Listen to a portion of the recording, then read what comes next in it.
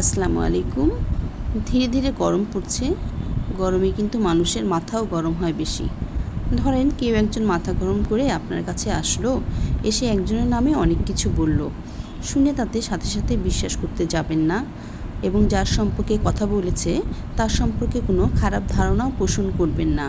কারণ আপনি যে কথাটি শুনেছেন সে কথাটি ছিল একতরফা।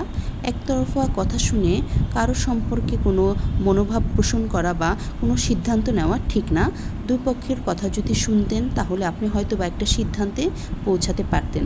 যেহেতু এক পক্ষের কথা শুনেছেন, সুতরাং সেই কথাটি শুনে কোনো রকম মনোভাব বা কোনো সিদ্ধান্তে যাবেন না। দয়া করে কথাটি কারোর সাথে শেয়ারও করবেন না।